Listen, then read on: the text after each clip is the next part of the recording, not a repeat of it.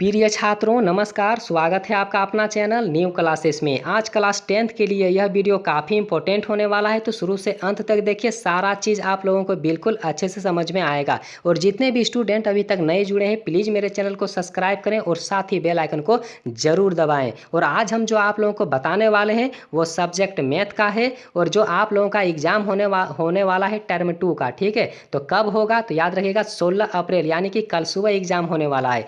तो आज जितने भी स्टूडेंट मेरे इस वीडियो को देख रहे हैं, वीडियो को एक थोड़ा सा स्किप मत कीजिए और शुरू से अंत तक देखिए, क्योंकि इस वीडियो में आज हम काफ़ी इंपॉर्टेंट चीज़ आप लोगों को बताएंगे जो एग्जाम में पक्का आने वाला है। ठीक है, तो चलिए यहाँ पर प्रश्न देख लेते हैं। यहाँ जो प्रश्न दिया हुआ है, ठीक है, निम्न आंकड़ों की माध्यिका आपको ज्ञात करना है। ठीक है, तो माध्यिका ज्ञात करना है तो देखिए एग्जाम में भी सेम इसी तरह का प्रश्न आप लोगों को देखने को मिलेगा, और यहाँ जो जितना दिया हुआ है ना सेम इसी तरह का रहेगा। ठीक है, तो चलिए यहाँ पर देख लेते हैं। जो प्रश्न में दिया हुआ रहेगा तो देखिए उसमें दो खंड आप लोगों को दिया हुआ रहेगा, एक वर्ग अंतराल का और दूसरा बारंबारता का। ठीक है, लेकिन आपको जब माध्यिका निकालना है यानी कि माध्यक निकालना है तो आपको सिर्फ उसमें 3 खंड बनाना है। तो कौन कौन सा खंड बनेगा, सबसे पहले खंड के बारे में जान लीजिए। तो एक होगा वर्ग अंतराल का जो प्रश्न में रहेगा, दूसरा रहेगा बारंबारता जो प्रश्न में रहेगा। ठीक है, लेकिन याद रखिए बारंबारता का जो मान दिया हुआ है ना, तो बारंबारता को एफ भी कहा जाता है। ठीक है, लेकिन आप लोगों को जो खंड अपने से लिखना है और बनाना है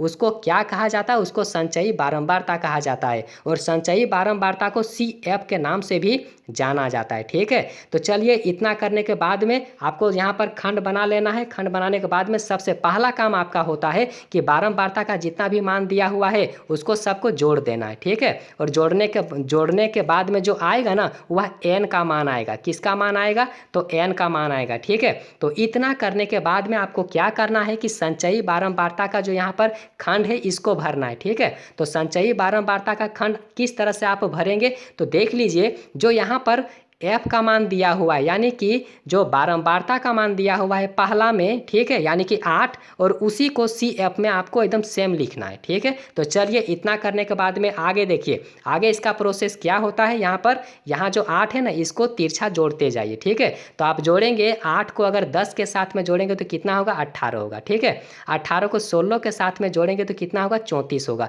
34 और 24 को जब जोड़िएगा तो कितना होगा, 58 होगा। 58 और 15 को जोड़िएगा तो कितना होगा, 73 होगा। और 73 को 7 से जोड़ दीजिए तो आंसर कितना आएगा इसका, 80 आएगा। ठीक है, लेकिन अभी भी आंसर बना नहीं है, हम इसीलिए यहाँ पर बता दिए। और काफ़ी स्टूडेंट यहाँ पर बहुत कंफ्यूजन में पड़ जाते हैं कि हम संचयी बारंबारता सही निकाले हैं या नहीं निकाले हैं। तो ऐसा कंफ्यूजन आज हम आप लोगों को दूर कर देंगे। कैसे, तो यहाँ पर थोड़ा समझ लीजिए। ठीक है, देख लीजिए जो यहाँ पर बारंबारता का मान आप जोड़ के कितना लाए हैं। ठीक है, तो n का मान 80 आया है कि नहीं।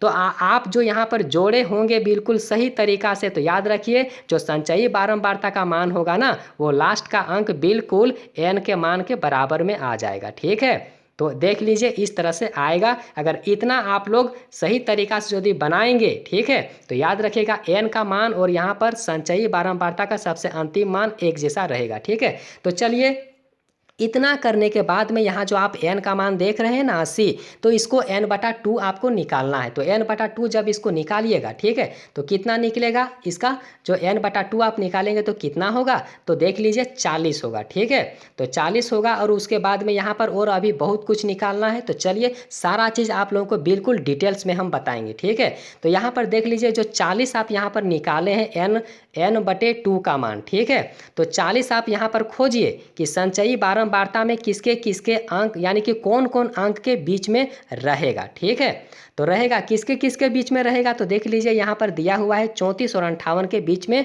40 का मान होगा। ठीक है, तो जब दोनों अंक के बीच में 40 हम आ जाता है तो यहाँ पर देख लीजिए जो 34 और 58 के बीच में है ना, तो दोनों में सबसे अधिक मान किसका है, तो 58 का है। ठीक है, तो 58 का जो यहाँ पर देख रहे हैं इस पूरा वर्ग को आपको ब्रैकेट में या फिर इस तरह से खंड बना के भर देना है। ठीक है, अब उसके बाद में क्या करना है आगे, इसका प्रोसेस जो होता है यहाँ पर देख लीजिए जो आप पूरा इस घर में देख रहे हैं जो बंद किया हुआ है। ठीक है, तो यहाँ पर देख लीजिए जो यहाँ पर f का मान दिया हुआ है ना, तो f यहाँ पर आपको लिखना है, f का मान यहाँ पर 24 होगा। जो यहाँ पर हम लिखे हुए f का मान कितना है, 24 है। ठीक है, आगे देख लीजिए यहाँ पर जो आप दो को यहाँ पर देख रहे हैं ना वर्ग अंतराल का मान 24 और 32, तो जो इसका सबसे कम मान होता है ना, यानी इसका दो नाम है, इसको L1 कहा जाता है, इसको L2 कहा जाता है। ठीक है, L1 और L2। लेकिन आप लोगों को याद रखिए L1 का मान आप लोगों को लेना है, जो यहाँ पर हम लिख दिए हैं L का मान कितना है, तो 24 दिया हुआ है। ठीक है, अब उसके बाद में अगला जो इसका नियम होता है, क्या करना है, यहाँ जो दो मतलब वर्ग अंतराल के बीच के यहाँ पर जो है ना 24 और 32 के बीच में अंतराल देखिए कितना का है, कितना का अंतराल होगा इसमें, तो इसमें जो h का मान होगा ना वही इसका अंतराल होगा, यानी कि कितना का होगा, तो 8 का दिया हुआ रहेगा। ठीक है, और उसके बाद में आपको निकालना है CF। क्या निकालना है, CF निकालना है। तो CF किस तरह से निकाला जाता है, तो जो यहाँ पर खंड आप देख रहे हैं, ठीक ना, ठीक इस खंड के एक ऊपर वाला अंक जो होगा, ठीक है, वही CF का मान होगा। ठीक है, किसका मान होगा, CF का मान होगा। तो याद रखिएगा CF का मान कितना दिया हुआ है, तो 34 दिया हुआ है। ठीक है, जो यहाँ पर लिखा हुआ है, याद रखिए। इसी तरह से इस खंड को पूरा किया जाता है। अब सबसे पहले उसके बाद में आपका क्या करना है, जो माध्य होता है ना, माध्य का सूत्र आप लोग अगर नहीं जानते हैं तो यहाँ पर माध्य का सूत्र अच्छे से याद कर लीजिए, क्योंकि एग्जाम में तो कल प्रश्न आएगा ही। ठीक है, तो आप लोग बिल्कुल अच्छे से याद कर लीजिए। ठीक है,